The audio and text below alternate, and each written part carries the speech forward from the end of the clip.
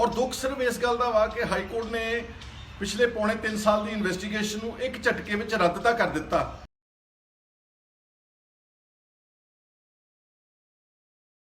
पर तुसीं कहने हो कि बादल परिवार दोषी नहीं गा, तो फिर दोषी कौन है?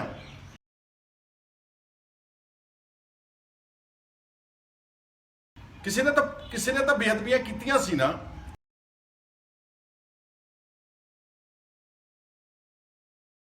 और जो ये बेअदबियां तो बाद लोगों ने इंसाफ की पुकार लाई और रोज मुजाहरे किए पीसफुल शांतमई ढंग दे नाल, चाहे वह कोटकपूरे का सी चाहे बाइबल क्लास सी, उत्थे फिर गोलियां चलियां ने।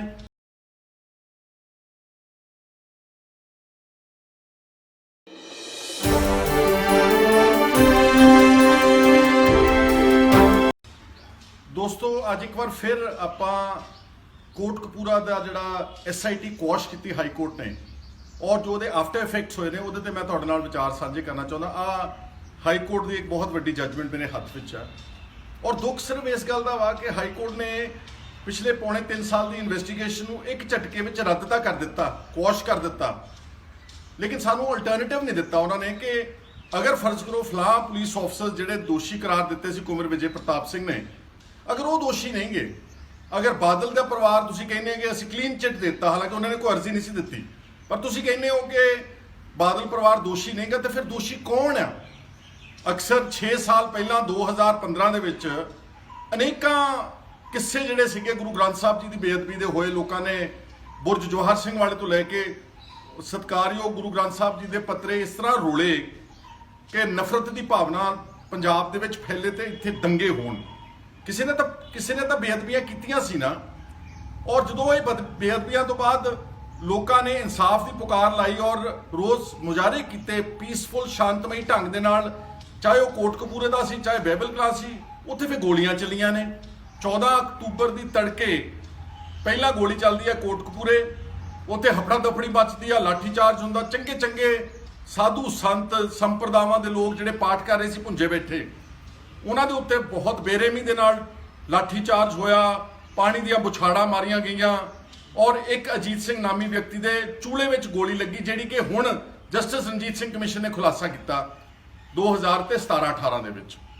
और उस तो बाद पुलिस ने जाके बाइबल क्लास जिहड़ा कि एक लिंक रोड के उत्ते लोग बैठे सीगे, उत्थे जिहड़े लोग पाठ कर रहे सीगे, उत्थे शांतमई प्रोटेस्टर्स दे उत्ते गोली चला के 2 जिहड़े सीगे सिख नौजवान मार दिते, कृष्ण भगवान सिंह ते गुरजीत सिंह।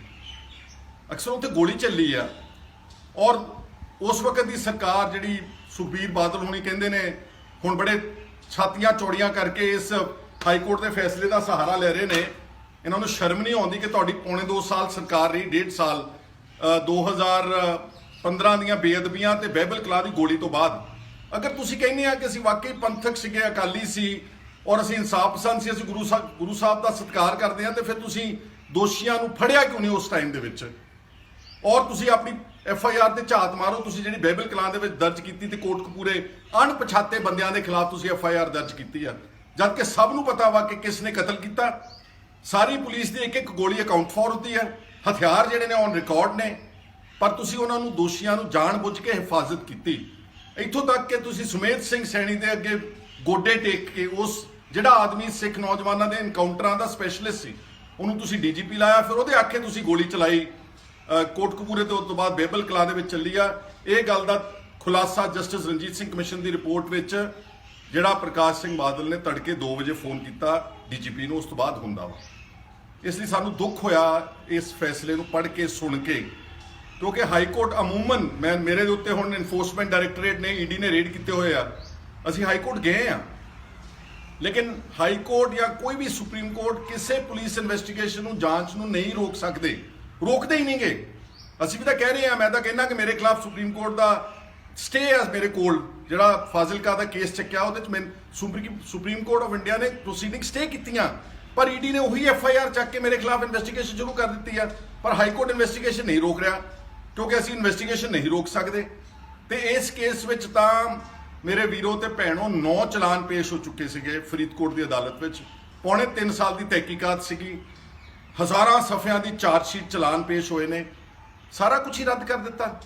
ਜੇ ਤੁਹਾਨੂੰ ਲੱਗਦਾ ਸੀਗਾ ਕਿ ਕੁੰਵਰ ਵਿਜੇ ਪ੍ਰਤਾਪ ਸਿੰਘ ਪਾਰਟੀਜ਼ਨ ਅਫਸਰ ਆ, ਕਿਸੇ ਨੂੰ ਫਾਇਦਾ ਦੇ ਰਿਹਾ, ਕਿਸੇ ਦਾ ਨੁਕਸਾਨ ਕਰ ਰਿਹਾ, ਤੇ ਤੁਸੀਂ ਪੰਜਾਬ ਸਰਕਾਰ ਨੂੰ ਇਹ ਹਦਾਇਤ ਦੇ ਦਿੰਦੇ ਕਿ ਤੁਸੀਂ ਜਿਹੜਾ SIT ਦਾ ਮੁਖੀ ਹੈ ਇਸ ਨੂੰ ਤਬਦੀਲ ਕਰਕੇ ਕਿਸੇ ਹੋਰ ਅਫਸਰ ਨੂੰ ਤੁਸੀਂ ਲਾ ਦਿਓ। ਪਰ ਤੁਸੀਂ ਸਾਰਾ ਕੁਝ ਛਿੱਕੇ ਦੇ ਉੱਤੇ ਟੰਗ ਦਿੱਤਾ। ਕਦੀ ਇਹ ਸੋਚਿਆ ਫੈਸਲਾ ਕਰਨ ਵਾਲਿਆਂ ਨੇ ਕਿ ਇਹਦੇ ਨਾਲ ਕਿੰਨੇ ਲੋਕਾਂ ਦੇ ਜਜ਼ਬਾਤ ਜੁੜੇ ਹੋਏ ਨੇ? ਗੁਰੂ ਗ੍ਰੰਥ ਸਾਹਿਬ ਕੌਣ ਆ? ਗੁਰੂ ਗ੍ਰੰਥ ਸਾਹਿਬ ਇੱਕ ਸਾਡਾ ਸ਼ਬਦ ਗੁਰੂ ਆ, ਜਿੱਦਾਂ ਆਪਾਂ ਸਾਦੀ ਜ਼ੁਬਾਨ 'ਚ ਕਰੀਏ ਸਾਡਾ ਪਿਓ ਆ। ਤੇ ਜੇ ਸਾਡੇ ਪਿਓ ਨੂੰ ਸਾਡੇ ਪੰਜਾਬ ਦੇ ਵਿੱਚ 6 ਸਾਲ ਇਨਸਾਫ ਨਹੀਂ ਮਿਲਣਾ ਤੇ ਫਿਰ ਅੰਦਾਜ਼ਾ ਲਾ ਲਓ ਕਿ ਆ ਜਿਹੜੇ ਆਪਾਂ ਨਿੱਕੇ ਮੋਟੇ ਇਨਸਾਫ ਭਾਲਦੇ ਫਿਰਦੇ ਆ ਤੁਹਾਨੂੰ ਕਦੀ ਨਹੀਂ ਮਿਲਣਗੇ। ਔਰ ਦੂਜੀ ਦੁੱਖ ਦੀ ਗੱਲ ਹੈ ਕਿ ਬਾਦਲ ਪਰਿਵਾਰ ਨੇ ਤਾਂ ਉੱਥੇ ਕੋਈ ਅਰਜ਼ੀ ਦਿੱਤੀ ਨਹੀਂ ਸੀਗੀ, ਉਹਦਾ ਇਸ ਸਾਰੀ ਇਨਵੈਸਟੀਗੇਸ਼ਨ ਵਿੱਚ ਪਾਰਟੀ ਨਹੀਂ ਸੀਗੇ। ਉਹਨਾਂ ਨੂੰ ਕਲੀਨ ਚਿੱਟ ਬਿਨਾਂ ਕਿਸੇ ਮੰਗੇ ਉਹਨਾਂ ਨੂੰ ਕਹਿਤਾ ਕਿ ਜੀ ਇਹ ਕਲੀਨ ਚਿੱਟ ਦਿੱਤੀ ਜਾਂਦੀ ਬਾਦਲਾਂ ਦਾ, ਇਹਦੇ ਵਿੱਚ ਕੋਈ ਦੋਸ਼ ਹੀ ਨਹੀਂਗਾ। ਫਿਰ ਦੋਸ਼ ਕਿਸ ਦਾ ਵਾ? ਘੱਟੋ ਘੱਟ ਗੁਰੂ ਨਾਨਕ ਨਾਮ ਲੇਵਾ ਜਿਹੜਾ ਕਰੋੜਾਂ ਦੀ ਤਾਦਾਦ ਵਿੱਚ ਦੁਨੀਆ ਭਰ 'ਚ ਇਸ ਤੇ ਨਿਗਾਹ ਟਿਕਾਈ ਬੈਠੇ ਸੀਗੇ ਕਿ ਸਾਨੂੰ ਇਨਸਾਫ ਮਿਲੇਗਾ, ਉਹਨਾਂ ਦਾ ਕੀ ਬਣੂਗਾ? ਕੌਣ ਦੇਵੇਗਾ ਉਹਨਾਂ ਨੂੰ ਇਨਸਾਫ? ਮੈਂ ਆਪਣੇ ਕਿਸਾਨ ਭਰਾਵਾਂ ਨੂੰ ਕਹਿਣਾ ਚਾਹੁੰਦਾ, ਦੇਖੋ ਗੱਲ ਇਹ ਆ ਕਿ ਅੱਜ ਆਪਾਂ 3 ਪੱਖ ਦੇਖ ਕੇ ਚੱਲ ਲਈਏ। ਤੁਹਾਡਾ ਪਹਿਲਾ ਪੱਖ ਲੈਣੇ ਕਿਸਾਨਾਂ ਦਾ ਕਿ ਤੁਸੀਂ ਕਹਿੰਦੇ ਸਾਡੀ ਆਰਥਿਕ ਲੜਾਈ ਆ, ਸਾਨੂੰ ਸਾਡੀਆਂ ਫਸਲਾਂ ਦੇ ਭਾਅ ਠੀਕ ਨਹੀਂ ਮਿਲ ਰਹੇ, ਸਾਡਾ ਮੰਡੀਕਰਨ ਉਡਾਤਾ, ਅਸੀਂ ਗੁਲਾਮ ਹੋ ਜਾਾਂਗੇ। ਪਰ ਯਾਦ ਰਹੇ ਕਿ ਜਿਹੜੀ ਸਰਕਾਰ ਤੁਹਾਨੂੰ ਧਾਰਮਿਕ ਨਿਆਂ ਵੀ ਨਹੀਂ ਦੇਣ ਨੂੰ ਤਿਆਰ, ਤੁਹਾਡਾ ਧਰਮ, ਤੁਹਾਡਾ ਇਸ਼ਟ, ਤੁਹਾਡਾ ਪਿਓ ਗੁਰੂ ਗ੍ਰੰਥ ਸਾਹਿਬ, ਜੇ ਇਸ ਨੂੰ ਇਨਸਾਫ ਨਹੀਂ ਮਿਲੇਗਾ ਤੇ ਇਹ ਜਿਹੜਾ ਦਿੱਲੀ ਵਿੱਚ ਆਪਾਂ ਬੈਠੇ ਆ ਨਾ, ਮਤ ਉਮੀਦ ਕਰੋ ਦਿੱਲੀ ਦੀ ਸਰਕਾਰ ਤੋਂ ਕਿ ਤੁਹਾਨੂੰ ਕਦੀ ਇਨਸਾਫ ਦੇਣਗੇ। ਇੱਥੇ ਤਾਂ ਪੰਜਾਬ ਵਿੱਚ ਸਾਡੀ ਭੂਮੀ ਵੀ ਸਾਡੀ ਆ, ਸਰਕਾਰਾਂ ਵੀ ਸਾਡੀਆਂ ਨੇ, ਇੱਥੇ ਇਨਸਾਫ ਨਹੀਂ ਮਿਲ ਰਿਹਾ ਤੇ ਉੱਥੇ ਦਿੱਲੀ ਆਪਾਂ ਭਾਲਦੇ ਉਹਨਾਂ ਦੇ ਕੋਲੋਂ। ਦੂਸਰਾ ਪੱਖ ਸਿਆਸੀ ਜਿਹੜਾ ਇਸ ਵਕਤ ਪੰਜਾਬ ਦੇਸ਼ ਦਾ, ਇੱਕ ਗੱਲ ਅੱਛੀ ਤਰ੍ਹਾਂ ਸਮਝ ਲਓ ਕਿ ਜਦੋਂ ਦੀ ਇਹ ਸਰਕਾਰਾਂ ਬਣੀਆਂ, ਖਾਸ ਤੌਰ ਤੇ BJP ਦੀਆਂ, ਇਹਨਾਂ ਨੇ ਤੁਹਾਡੇ ਸਾਰੇ ਅਧਿਕਾਰ ਖੋਲੇ ਨੇ ਸਟੇਟਸ ਤੋਂ, ਤੁਹਾਡੇ ਪੱਲੇ ਕੁਝ ਨਹੀਂ ਛੱਡਿਆ। ਤੁਹਾਡਾ ਮੰਡੀਕਰਨ ਖੋਲਿਆ ਵਾ, ਤੁਹਾਡੇ ਕੋਲ ਟੈਕਸ ਦੀ ਪ੍ਰਣਾਲੀ GST, one nation one tax ਕਰਕੇ ਤੁਹਾਡੇ ਕੋਲ ਸਾਰਾ GST ਦੇ ਟੈਕਸੇਸ਼ਨ ਦੇ ਅਧਿਕਾਰ ਖੋਲੇ ਨੇ। ਤੁਹਾਡੇ ਕੋਲ ਜਿਹੜਾ ਤੁਹਾਡੀ ਰੈਵਨਿਊ ਆਉਂਦੀ ਸੀ ਫਸਲਾਂ ਦੀ ਖਰੀਦੋ ਫਰੋਖਤ ਤੋਂ, ਕਣਕ ਝੋਨੇ ਦੀ ਮੰਡੀਕਰਨ ਤੋਂ, ਉਹ ਤੁਹਾਡਾ ਰੂਰਲ ਡਿਵੈਲਪਮੈਂਟ ਫੰਡ ਜਿਹੜਾ ਉਹਨਾਂ ਨੇ ਤੁਹਾਡੇ ਕੋਲ ਖੋਲਿਆ। ਸਾਡੇ ਕੋਲ ਸਾਡੀ ਵਿੱਦਿਆ ਖੋਲੀ ਹੋਈ ਆ, ਅਸੀਂ ਪੜ੍ਹਾ ਨਹੀਂ ਸਕਦੇ ਆਪਣੀ ਮਰਜ਼ੀ ਨਾਲ ਕੌਣ ਸਾਡੇ ਗੁਰੂ ਸੀਗੇ, ਸਾਡਾ ਕੀ ਇਤਿਹਾਸ ਸੀਗਾ, ਕਿਹਨਾਂ ਲੋਕਾਂ ਨੇ ਇੱਥੇ ਕੁਰਬਾਨੀਆਂ ਦਿੱਤੀਆਂ, ਕਿੱਥੇ ਕਿੱਥੇ ਖੂਨ ਡੁੱਲਿਆ, ਕਿਹੜੇ ਘੱਲੂਘਾਰੇ ਹੋਏ, ਅਸੀਂ ਕੁਝ ਪੜ੍ਹਾ ਨਹੀਂ ਸਕਦੇ ਮਰਜ਼ੀ ਦੇ ਨਾਲ। ਸਾਡੀ ਐਜੂਕੇਸ਼ਨ ਦਾ ਜਿਹੜਾ ਸਾਰਾ ਸਿਲੇਬਸ ਹੈਗਾ ਉਹ ਦਿੱਲੀੋਂ ਬਣਿਆ ਬਣਾਇਆ ਆਉਂਦਾ ਵਾ। ਸਾਡੇ ਲੇਬਰ ਲਾਜ਼ ਦਿੱਲੀੋਂ ਆਉਂਦੇ ਨੇ, ਮਨਰੇਗਾ ਵਗੈਰਾ, ਸਾਡੇ ਜਿਹੜੀਆਂ ਮਿਊਨਿਸਪਲ ਲਾਜ਼ ਨੇ, ਸਾਡਾ ਜਿਹੜਾ ਰੂਰਲ ਡਿਵੈਲਪਮੈਂਟ ਫੰਡ ਆ, ਸਾਡੀਆਂ ਜਿਹੜੀਆਂ ਸੜਕਾਂ ਕਿੱਥੇ ਬਣਨੀਆਂ ਨੇ, ਸਾਰਾ ਕੁਝ ਉਹਨਾਂ ਨੇ ਆਪਣੇ ਕੋਲ ਜਕੜ ਲਿਆ ਵਾ। ਔਰ ਸੂਬਿਆਂ ਦੇ ਅਧਿਕਾਰਾਂ ਦੇ ਉੱਤੇ ਬਹੁਤ ਵੱਡੇ ਡਾਕੇ ਪਏ ਨੇ। ਜੰਮੂ ਕਸ਼ਮੀਰ ਦੇ 2 ਟੋਟੇ ਕਰ ਦਿੱਤੇ, ਬਹੁਤ ਮਾੜੀ ਗੱਲ ਕੀਤੀ। ਸਾਰੇ ਦੇਸ਼ ਦੀ ਉਸ ਵੇਲੇ ਪੋਲੀਟੀਕਲ ਜਮਾਤ ਨੇ ਉਹਨਾਂ ਦੀ ਸਪੋਰਟ ਕੀਤੀ, ਐਵੇਂ ਡਰਦਿਆਂ ਨੇ। ਹੁਣ ਦਿੱਲੀ ਦੇ ਸਾਰੇ ਸਰਕਾਰ ਦੇ ਅਧਿਕਾਰ ਖੋਲੇ ਨੇ। ਜੇ ਫਿਰ ਵੋਟਾਂ ਕਾਹਦੇ ਲਈ ਪਵਾਉਣੇ? ਜੇ ਸਾਰੀਆਂ ਚੁਣੀਆਂ ਹੋਈਆਂ ਸਰਕਾਰਾਂ ਦੇ ਅਧਿਕਾਰ ਹੀ ਖੋ ਕੇ ਆਪਣੇ ਕੋਲ ਲੈ ਜਾਂਦੇ ਆ, ਫਿਰ ਵੋਟ ਨਾ ਪਵਾਓ। ਫਿਰ ਡਾਇਰੈਕਟਲੀ LG ਤੇ ਗਵਰਨਰਸ ਨੂੰ ਕਹਿ ਦਿਓ ਕਿ ਤੁਸੀਂ ਸਾਡੇ ਸਟੇਟਾਂ ਚਲਾਓਗੇ, ਤੁਸੀਂ ਸਾਡੇ ਏਜੰਟ ਹੋ, ਚੁਣੀ ਹੋਈ ਸਰਕਾਰ ਦੀ ਸਾਨੂੰ ਕੋਈ ਲੋੜ ਨਹੀਂ ਗੀ। ਸੋ ਮੈਂ ਇਹ 3 ਉਦਾਹਰਨ ਤਾਂ ਦਿੱਤੇ ਨੇ, ਧਾਰਮਿਕ ਨਿਆਂ ਤੇ ਸਿਆਸੀ ਨਿਆਂ ਤੇ ਆਰਥਿਕ ਨਿਆਂ, ਤਿੰਨੋਂ ਆਪਾਂ ਮੰਗ ਰਹੇ ਪੰਜਾਬ ਦੇ ਵਿੱਚ, ਲੇਕਿਨ ਤਿੰਨਾਂ ਨੂੰ ਸਾਨੂੰ ਦੇਣ ਨੂੰ ਕੋਈ ਤਿਆਰ ਨਹੀਂਗਾ। ਇਸ ਲਈ ਮੈਨੂੰ ਤਾਂ ਬਹੁਤ ਦੁੱਖ ਹੋਇਆ। ਔਰ ਪਿਛਲੇ 48 ਘੰਟੇ ਜਦੋਂ ਦਾ ਫੈਸਲਾ ਡਿਟੇਲਡ ਵਿੱਚ ਆਇਆ, ਜਿਹਦੇ 'ਚ ਉਹਨਾਂ ਨੇ ਸਾਫ਼ ਕਰ ਦਿੱਤਾ ਕਿ ਬਾਦਲ ਬੇਗੁਨਾਹ ਨੇ, ਪੁਲਿਸ ਵਾਲੇ ਬੇਗੁਨਾਹ ਨੇ, ਅਸੀਂ ਸਾਰੀ ਜਿਹੜੀ SIT ਭੰਗ ਕਰਦੇ ਆ, ਨਵੇਂ ਸਿਰੇ ਤੋਂ ਜਾਂਚ ਹੋਵੇਗੀ। ਮੈਨੂੰ ਨਹੀਂ ਪਤਾ ਪੰਜਾਬ ਸਰਕਾਰ ਕੀ ਕਰੇਗੀ। ਸੁਪਰੀਮ ਕੋਰਟ ਜਾਂਦੀ ਆ ਕਿ ਨਵੀਂ SIT ਬਣਾ ਕੇ 1 ਮਹੀਨੇ ਦੇ ਵਿੱਚ ਅਗਰ ਚਾਹਣ ਤੇ ਇਹਦੀ ਦੁਬਾਰਾ ਤਹਿਕੀਕਾਤ ਕਰਕੇ ਸਾਰਾ ਚਲਾਨ, ਸਾਰੇ ਤੱਥ ਸਾਹਮਣੇ ਆਏ ਹੋਏ ਨੇ। ਜਸਟਿਸ ਰਣਜੀਤ ਸਿੰਘ ਕਮਿਸ਼ਨ ਦੀ ਰਿਪੋਰਟ ਤੁਹਾਡੇ ਕੋਲ ਪਈ ਆ, ਤੇ ਤੁਸੀਂ ਉਹਦੇ 'ਚ ਫਰੀਦਕੋਟ ਵਿੱਚ ਇਹਨਾਂ ਗੁਨਾਹਗਾਰਾਂ ਨੂੰ ਦੁਬਾਰਾ ਇਹਨਾਂ ਦੇ ਚਲਾਨ ਪੇਸ਼ ਕਰੋ। ਕਰਦੇ ਨਹੀਂ ਕਰਦੇ ਮੈਨੂੰ ਨਹੀਂ ਪਤਾ, ਲੇਕਿਨ ਮੂਕ ਦਰਸ਼ਕ ਬਣ ਕੇ ਬੈਠੇ ਰਹਿਣਾ ਤੁਸੀਂ ਜਾਂ ਮੈਂ, ਆਪਾਂ ਸਾਰੇ, ਤਾਂ ਫਿਰ ਆਪਣੀ ਕੋਈ ਕਹਿੰਦੇ ਹੁੰਦੇ ਕਿ ਆਪਣਾ ਕੋਈ ਵਕਾਰ ਨਹੀਂਗਾ। ਫਿਰ ਉਹ ਤਾਂ ਬੈਠੇ ਆ, ਆਪਾਂ ਰੋਟੀ ਪਾਣੀ ਖਾਂਦੇ ਆ, ਗੱਡੀਆਂ ਮੋਟਰਾਂ 'ਚ ਘੁੰਮਦੇ ਆ, ਸੌਂਦੇ ਆ, ਉੱਠਦੇ ਆ, ਜਾਗਦੇ ਆ। ਇਸ ਲਈ ਮੈਂ ਇਸ ਨੂੰ ਗੰਭੀਰਤਾ ਨਾਲ ਲੈਂਦੇ ਹੋਏ ਕੁਝ ਚੰਗੇ ਸੱਜਣਾਂ ਦੇ ਨਾਲ ਅਸੀਂ ਗੱਲ ਕੀਤੀ ਆ। ਅੱਜ ਚੰਡੀਗੜ੍ਹ ਵਿਖੇ ਅਸੀਂ ਇੱਕ ਮੀਟਿੰਗ ਰੱਖੀ ਆ, ਜਿਹਦੇ ਵਿੱਚ ਅਸੀਂ 12-13 ਕੁਝ ਜਥੇਬੰਦੀਆਂ, ਕੁਝ ਇਸ ਤਰ੍ਹਾਂ ਦੇ ਸਤਿਕਾਰਯੋਗ ਲੋਕ ਜਿਨ੍ਹਾਂ ਨੇ ਇਸ ਆਪਣੇ ਸੂਬੇ ਤੇ ਆਪਣੀ ਕੌਮ ਵਾਸਤੇ ਕੁਰਬਾਨੀਆਂ ਦਿੱਤੀਆਂ ਨੇ, ਮੈਨੇਖੇਜ਼ ਲੋਕ ਜਿਹੜੇ ਇਨਸਾਫ ਪਸੰਦ ਲੋਕ ਨੇ, ਉਹਨਾਂ ਦਾ ਇੱਕ 12-13 ਆਦਮੀਆਂ ਦਾ ਇੱਕ ਇਕੱਠ ਰੱਖਿਆ ਅੱਜ। ਉਹਦੇ ਤੇ ਅਸੀਂ ਚਰਚਾ ਕਰਾਂਗੇ। ਸਾਰਿਆਂ ਨਾਲ ਸਹਿਮਤੀ ਨਾਲ ਜੋ ਅਗਲਾ ਪ੍ਰੋਗਰਾਮ ਹੋਵੇਗਾ ਉਹ ਉਲੀਕ ਕੇ ਤੁਹਾਡੇ ਜਿਹੜਾ ਸੰਗਤ ਦੇ ਚਰਨਾਂ ਦੇ ਵਿੱਚ ਜਾਂ ਤੁਹਾਡੇ ਸਨਮੁਖ ਅਸੀਂ ਰੱਖ ਦਿਆਂਗੇ ਕਿ ਆਪਾਂ ਕੀ ਕਰਨਾ ਵਾ। ਠੀਕ ਹੈ, ਕਾਨੂੰਨੀ ਲੜਾਈ ਇੱਕ ਆ, ਪਰ ਯਾਦ ਰਹੇ ਇਹ ਇਕੱਲਾ ਕਾਨੂੰਨ ਦੀ ਟੈਕਨੀਕੈਲਿਟੀਜ਼ ਦਾ ਮਸਲਾ ਨਹੀਂਗਾ।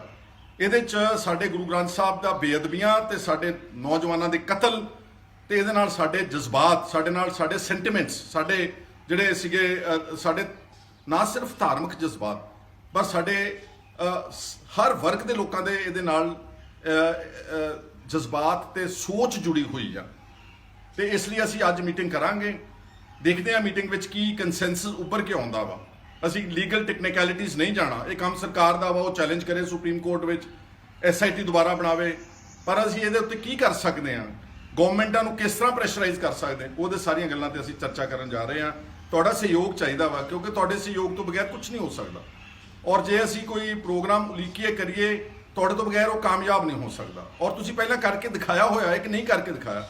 ਦੁੱਖ ਹੈ ਕਿ ਜਿਹਨਾਂ ਨੇ ਲੋਕਾਂ ਨੇ ਉੱਥੇ ਮੋਰਚਾ ਲਾਇਆ ਸੀ ਬਗੈਰ ਕਿਸੇ ਨਾਲ ਸਲਾਹ ਮਸ਼ਵਰਾ ਕੀਤੇ ਉਹਨਾਂ ਨੇ ਆਪਣਾ ਮੋਰਚਾ ਝਟਪਟ ਚੱਕ ਕੇ ਜ਼ੁਬਾਨੀ ਕਲਾਮੀ ਐਵੇਂ ਛੋਟੇ ਮੋਟੇ ਵਾਅਦਿਆਂ ਤੇ ਚੱਕ ਕੇ ਲੈ ਗਏ। ਉਹ ਬਹੁਤ ਗਲਤ ਕੀਤਾ ਉਹਨਾਂ ਨੇ। ਅਗਰ ਅੱਜ ਮੋਰਚਾ ਲੱਗਿਆ ਹੁੰਦਾ ਤੇ ਮੈਂ ਸਮਝਦਾ ਕਿ ਅੱਜ ਇਹ ਵੀ ਕੋਰਟ ਦੇ ਵਿੱਚ ਹਿੰਮਤ ਨਹੀਂ ਸੀ ਹੋਣੀ, ਕਿਉਂਕਿ ਆਫਟਰ ਆਲ ਕੋਰਟਸ ਵੀ ਲੋਕਾਂ ਦੇ ਪਬਲਿਕ ਸੈਂਟੀਮੈਂਟਸ ਦਾ ਰਿਸਪੈਕਟ ਕਰਨਾ ਚਾਹੀਦਾ ਉਹਨਾਂ ਨੂੰ। ਇਸ ਲਈ ਮੈਨੂੰ ਤਾਂ ਇਸ ਫੈਸਲੇ ਦੇ ਨਾਲ ਬਹੁਤ ਡੂੰਘੀ ਸੱਟ ਵੀ ਵੱਜੀ ਆ, ਅਫਸੋਸ ਵੀ ਹੋਇਆ। ਔਰ ਮੈਂ ਸਿਰਫ ਇਹ ਸੋਚਦਾ ਕਿ ਜੇ ਗੁਰੂ ਗ੍ਰੰਥ ਸਾਹਿਬ ਤੇ ਐਡੇ ਵੱਡੇ ਪੱਧਰ ਦੇ ਉੱਤੇ ਹੋਈਆਂ ਕਤਲਾਂ ਦਾ ਇਨਸਾਫ ਲੋਕਾਂ ਨੂੰ ਨਹੀਂ ਮਿਲੇਗਾ ਤਾਂ ਫਿਰ ਮੈਂ ਜਿੱਦਾਂ ਪਹਿਲਾਂ ਕਿਹਾ ਸੀਗਾ ਕਿ ਛੋਟੇ-ਮੋਟੇ ਇਨਸਾਫ ਦੀ ਉਮੀਦ ਮਤ ਕਰੋ। ਫਿਰ ਇਹ ਮਤ ਕੰਪਲੇਂਟ ਕਰੋ ਕਿ DC SSP ਸਾਡੇ ਨਾਲ ਧੱਕਾ ਕਰਦੇ ਨੇ, ਫਿਰ ਮਤ ਕੰਪਲੇਂਟ ਕਰੋ ਕਿ ਸਾਡੇ ਬੱਚਿਆਂ ਦੇ ਨਾਲ ਬਲਾਤਕਾਰ ਹੋ ਰਿਹਾ ਵਾ, ਫਿਰ ਮਤ ਕੰਪਲੇਂਟ ਕਰੋ ਕਿ ਸਾਡੇ ਘਰਾਂ ਦੇ ਵਿੱਚ ਆਤਮ ਹੱਤਿਆ ਹੋ ਰਹੀ ਸੀ, ਮਤ ਕੰਪਲੇਂਟ ਕਰੋ ਕਿ ਸਾਨੂੰ ਦੇਸ਼ ਦੀ ਸਰਕਾਰ ਜਿਹੜਾ ਹੈ ਉਹ ਸਹੀ ਭਾਅ ਨਹੀਂ ਦੇ ਰਹੀ, ਸਾਡੇ ਫਸਲਾਂ ਨੂੰ ਨਹੀਂ ਚੁੱਕ ਰਹੀ।